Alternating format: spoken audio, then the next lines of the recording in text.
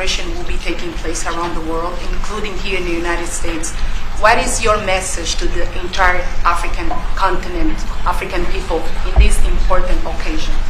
Well, I want to see peace, and I want to see happiness. I want to see health, and you have incredible land. There's tremendous value. A lot of countries don't have that value in the land. The value you have. We have a situation. I think you probably heard about it. We've done through some very talented people, helped settle a war that's been raging for years, Rwanda and the Congo, and I think we've done it.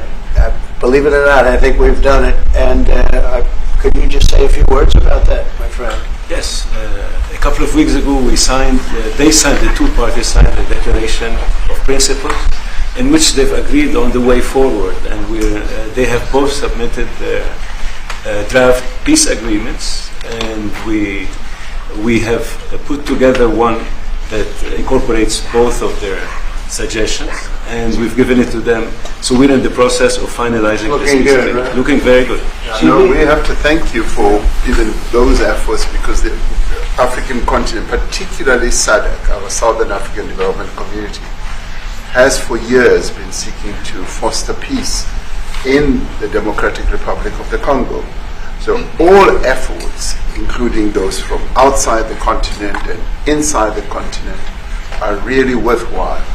We are removing our troops from there so that peace can then prevail in that whole area.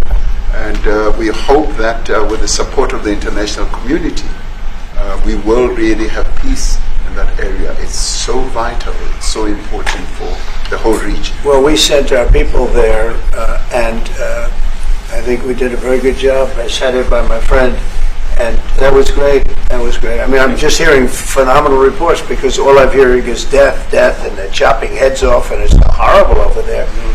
And it was really brave of you to go there, and I really appreciate it. And it looks like we have something very, very substantial. We also talked about trade with them in terms of rare earth and all, but really more for it's like if you take a look at what we just did with Pakistan and India, we settled that whole thing, and I think I settled it through trade. We're doing a big deal with India, we're doing a big deal with Pakistan, and I said, what are you guys doing?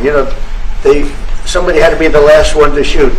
But the shooting was getting worse and worse, bigger and bigger, deeper and deeper into the countries.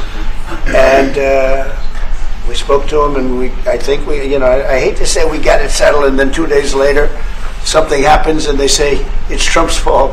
But Pakistan has got some excellent people and some really good, a great leader. And India is my friend, Modi. And he's a mutual friend. Yeah, he's a great guy. And I called them both, and we just did something good. We're trying to settle Russia, Ukraine. We spoke with President Putin for 2.5 hours the day before yesterday. I think we made a lot of progress, but that's a bloodbath. 5,000 people are being killed a week, 5,000 soldiers a week, not including people in cities and towns that are also being killed. So we're trying to help. And it doesn't affect us. It's not our people. It's not our soldiers. It's Ukraine and it's Russia, but if we can save 5,000 souls, we'll do it. We're pretty good at it. But that's a bad situation. That is a really bad situation. Well, you'd recall when President Zelensky was coming to South Africa, that's when I spoke to you. That's right. We both agreed that we need to push the peace message so that there can really be peace. And we've been involved in the Ukraine-Russia conflict for quite a while through my Minister of State Security here. We've been dealing with them, the exchange of children who were taken away, going through names and addresses and all that. So we've been invested in that whole process as well. And the moves that you're making are fully supported by us, because we would like to see the end of that war. That's true. I called Zelensky, and they said, he's in South Africa. I said, what the hell is he doing in South Africa? He was talking to us. We got to speak. That's a strange one. I said, what are you doing in South Africa? Yes. That's a strange one. He's trying to make peace. We were lucky because we had the great Nelson Mandela, who taught us how to create peace, to make peace.